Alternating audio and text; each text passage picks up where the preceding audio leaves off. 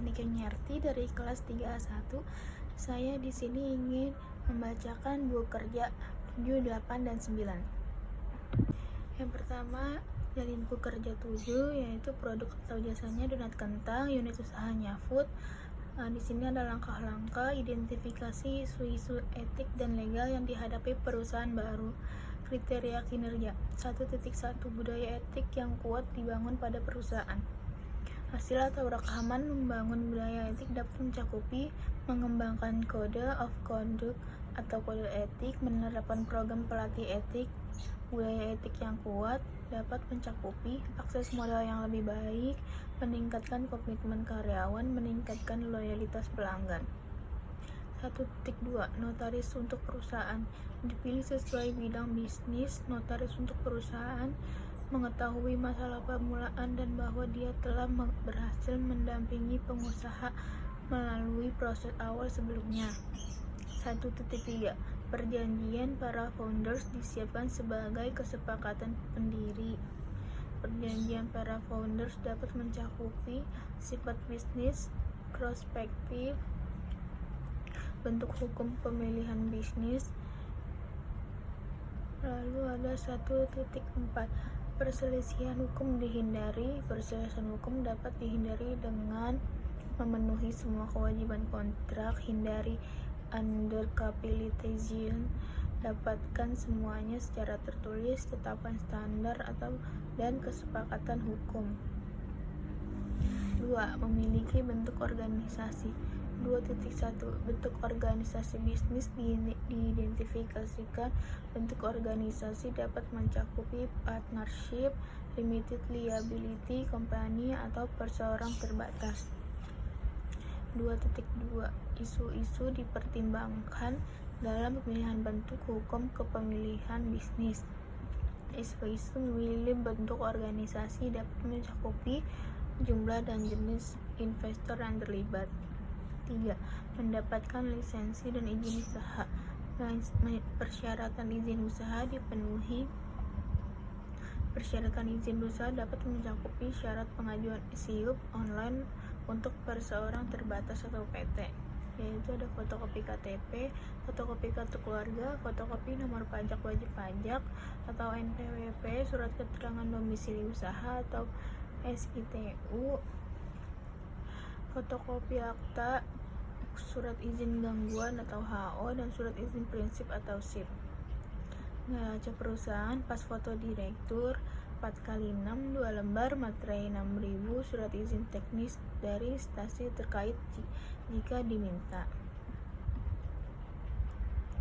3.2 Izin pajak penjualan diajukan.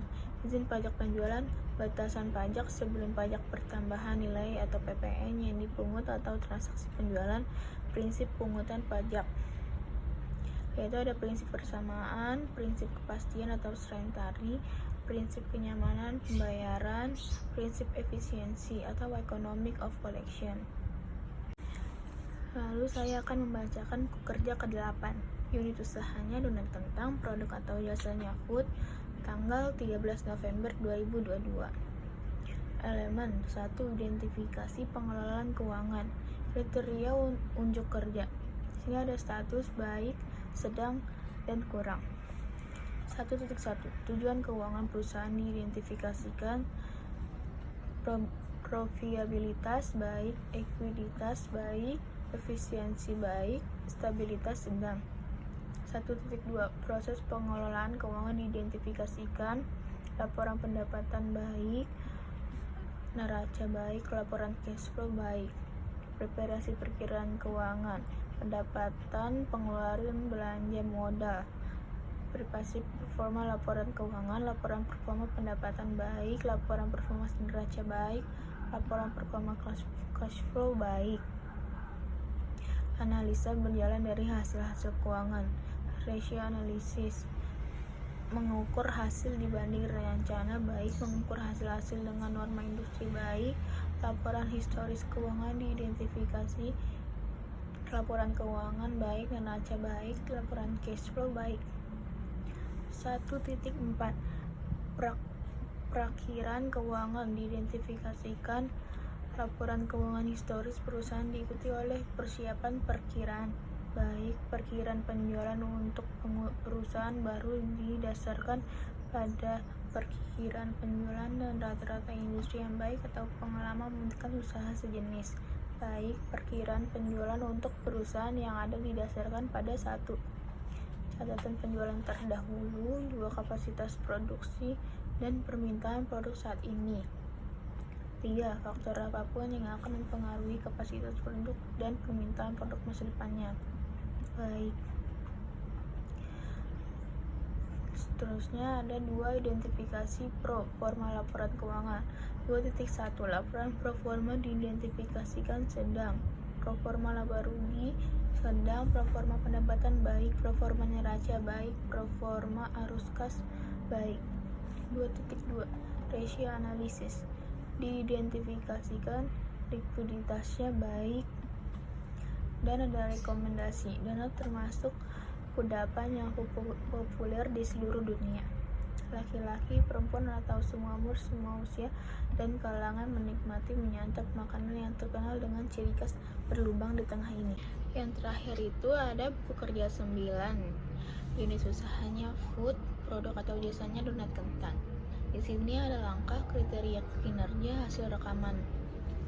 1. Rencana staffing.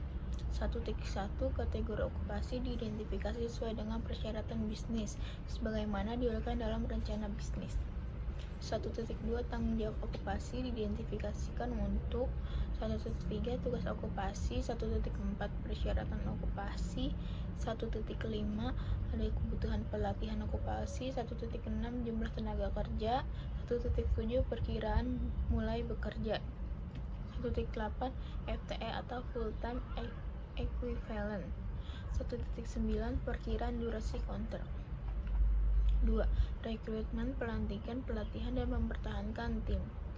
2.1 Rencana seleksi dibuat berdasarkan kriteria seleksi, kebutuhan bisnis, dan persyaratan hukum.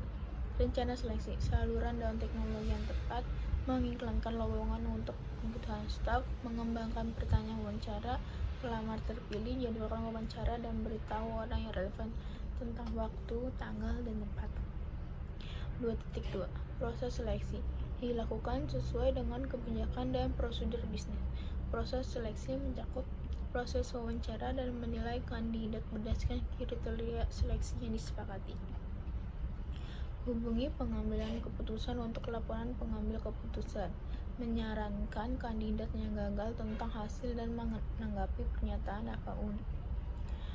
Melengkapi dokumentasi yang diperlukan sesuai dengan prosedur organisasi dan memperhatikan kerahasiaan dan persyaratan privasi. 2.3 Internalisasi atau induksi anggota tim. Internalisasi tim mencakupi menyediakan kandidat yang berhasil dengan kontrak kerja dan dokumentasi lainnya, memberitahu manajer dan tim kerja tentang penunjukan baru, memberitahu manajer dan staf tentang tanggal mulai kandidat, mengatur pelantikan kandidat yang berhasil sesuai dengan kebijakan organisasi. 3. Memenuhi kewajiban hubungan industrial. Hak dan kewajiban di tempat kerja dari pemberi kerja dan karyawan. Hak dan kewajiban di tempat kerja dari pemberi kerja dan karyawan mencakup hak memperoleh upah, hak mendapatkan kesempatan dan perlakuan yang sama, hak mendapatkan pelatihan kerja, hak penempatan tenaga kerja, hak memiliki waktu kerja yang sesuai, hak mendapatkan kesehatan dan keselamatan kerja, hak mendapatkan kesejahteraan, hak unit cuti, kewajiban ketaatan, kewajiban konfidensialitas, kewajiban loyalitas. 3.2 Prinsip hubungan industrial. Prinsip hubungan industrial mencakup kepentingan bersama, kemitraan yang saling menguntungkan, hubungan fungsional dan pembagian tugas, kekeluargaan, penciptaan ketenangan berusaha dan ketentraman bekerja. 4. Mengelola staf. 4.1 Alasan pengembangan staf diidentifikasi.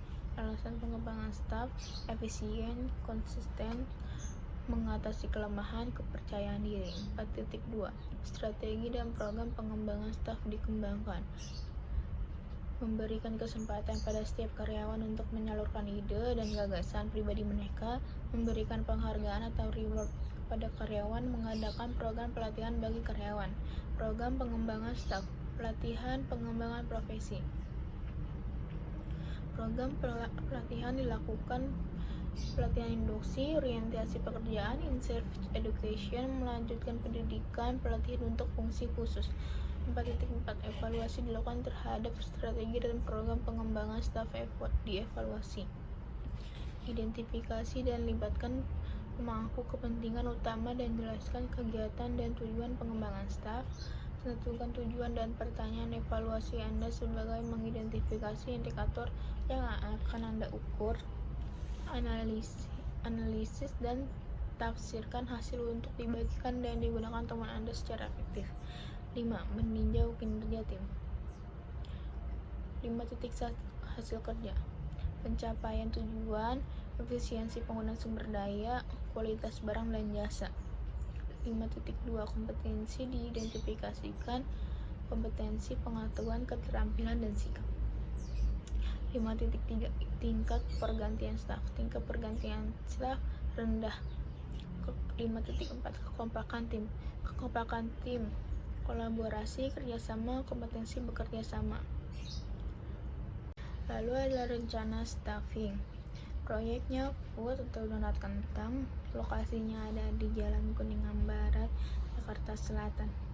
Kategori tanggung jawab, tugas, persyaratan, kebutuhan pelatihan, jumlah tenaga kerja, perkiraan mulai bekerja, full time equivalent, perkiraan durasi kontrak. Jadi kategorinya ada kasir. Kasir itu bertanggung jawab atas uang yang ada di toko dan bertanggung jawab untuk menerima orderan. Menangani transaksi keinginan konsumen.